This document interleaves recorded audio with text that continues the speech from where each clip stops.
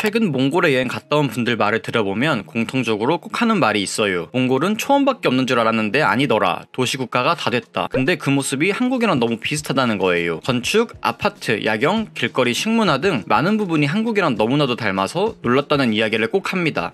이게 어느 정도냐면요, 몽골의 수도 울란바토르를 두고 우리나라의 동탄 신도시와 비슷하다고 해서 몽탄 신도시라는 신조어가 생겨날 정도예요. 그리고 몽골에 가면 절대로 한국어로 욕하지 말래요. 다 알아듣는다고. 이게 분위기를 보고 그 사람이 욕하는지 파악하는 거 아니냐? 아니래요. 한국어로 하는 웬만한 일상생활 언어들까지 대부분 이해한다고 합니다. 한국어를 가장 잘하는 외국이 북한이 아니라 몽골이라는 말까지 나올 정도예요. 에이, 아무리 몽골이 한국을 닮아간다고 해도 그렇지 과장이 심하네 라고 생각할 수 있잖아요. 근데 이걸 보면 생각이 좀 달라질 거예요. 지금 몽골인들 중 30에서 35만 명 정도가 한국과 몽골을 오가면서 일을 하고 있다고 추정되고 있거든요. 합법이든 불법이든 포함해서요. 이게 우리나라로 치면 작은 숫자 같지만요, 몽골의 총 인구는 340에서 350만 명 정도밖에 안 돼요. 10명 중에 1명은 한국으로 와서 일을 하고 있다는 거죠. 한국으로 일을 하러 온 몽골인들 대다수가 11월에 한국에 와서 내년 3, 4월까지 일을 하고 돌아가는데요. 그 이유가 몽골의 초원 지역에서는 9월부터 날씨가 급속도로 추워져서 대부분의 지역에서 경제 활동이 어려워지고 돈벌이 수단이 마땅치 않다고 합니다. 그러다 보니 한국으로 와서 일을 하려는 몽골인들이 계속해서 늘어나고 있는 거죠. 근데 한국으로 오는 몽골인들 덕분에 우리나라도 그 효과를 톡톡히 보고 있어요. 아시다시피 지금 우리나라는 제조업 현장으로 가서 힘든 일을 하려는 한국인들이 많이 없잖아요. 그래서 노동력이 문제가 되곤 했는데 이 문제를 몽골 사람들이 메꾸어주고 있습니다. 그래서 제조업 현장에서는 몽골인들에 대한 수요가 점점 높아지고 있다는 말이 계속해서 들려오고 있어요. 그리고 이 몽골 분들이 대체로 성실하게 일을 잘한다는 평가가 많습니다. 거기다가 힘도 좋아서 효율이 다른 외국인 노동자와 비교 자체가 안 된다고 해요.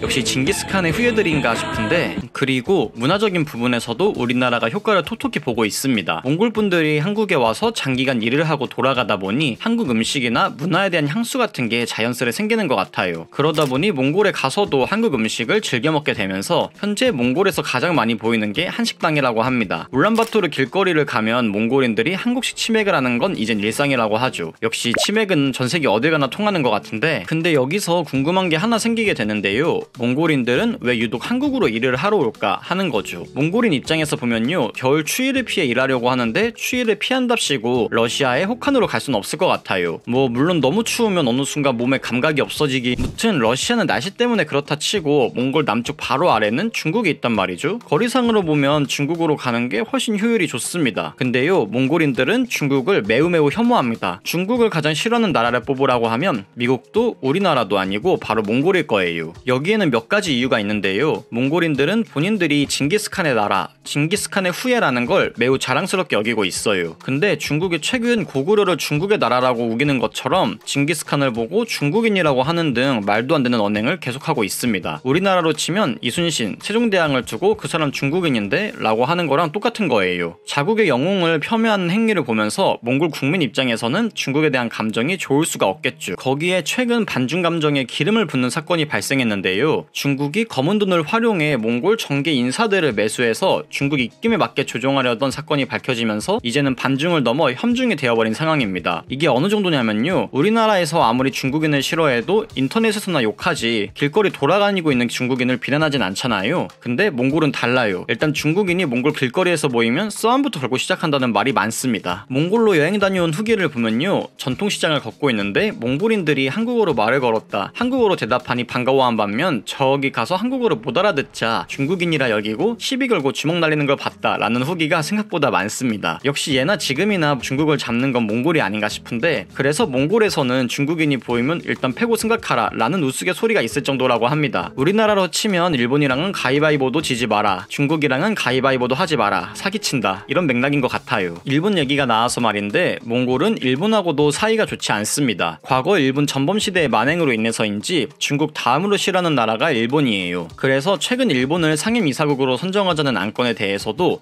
몽골은 기권표를 던지고 나가버렸습니다. 중국과 일본에 대한 국민 감정이 좋지 않은 것도 우리나라랑 닮았고 닮은 부분이 참 많습니다. 그리고 대만이랑은요, 서로 나라로 인정하지도 않습니다. 대만은 몽골을 보고 소련의 괴뢰 정권이라 몽골을 폄하하고 몽골도 대만을 정식 국가로 인정하지 않는 등 감정이 좋지 않습니다. 그러다 그러다 보니 동아시아에서 남는 건 북한과 한국인데 북한은 여긴 얘기하지도 않을게요. 무튼 이런 이유로 몽골에게 한국은 한 줄 깊이 동아줄 같은 존재예요. 그리고 과거에 본인들보다 가난한 나라였던 한국이 시대가 지나면서 한강의 기적을 이루고 세계 정상에 우뚝 서게 된 것을 가까이에서 지켜보면서 코리아 드림을 보고 한국을 동경하는 몽골인들도 많다고 하죠. 그리고 몽골인들이 한국을 좋아하게 된 근본적인 이유가 있어요. 몽골은 과거 수십 년 전부터 골칫거리를 앓고 있습니다. 바로 사막화예요. 우리나라도 수도와 지방이 있듯이 몽골 역시 수도를 벗어나면 광활한 초원지대가 나오는데요. 문제는 이 초원지대가 점점 사막으로 급속도로 변하기 시작하면서 국가적 문제로 대두되고 있습니다. 근데 여기에 누구보다 먼저 구원투수로 나선 게 바로 한국 기업이에요. 유한 킴벌리는요 2003년 몽골 토진나르스 지역에 사막화를 막기 위해 나무를 심습니다. 근데 이게 보여주기 식으로 1, 2년 동안 진행하고 그만둔 게 아니라요 무려 10년 이상 계속 나무를 심어왔어요. 유한 킴벌리가 심은 나무들만 1000만 그루가 넘는다고 하죠. 그리고 나무를 심기 시작한 지 20년이 지난 지금 토진나르스 지역에는 나무들이 자라 이제는 사막에서 벗어나 숲이 되었다고 합니다. 몽골은 이때부터 한국에 대한 우호적인 감정이 본격적으로 시작되었다고 하죠. 그리고 이 나무들이 미세먼지를 한 해에만 150톤가량 빨아들이면서 우리나라로 오는 피해도 막아주고 있습니다. 그리고 유한 킴벌리가 몽골에서 활로를 뚫어놓고 우호적인 감정이 생기다 보니까요 다른 한국 기업들도 쉽게 진출을 하고 있어요. 편의점 시장만 해도요 우리나라의 K편의점, CU, GS가 전체 점유율의 무려 97%를 차지하고 있습니다. 97%.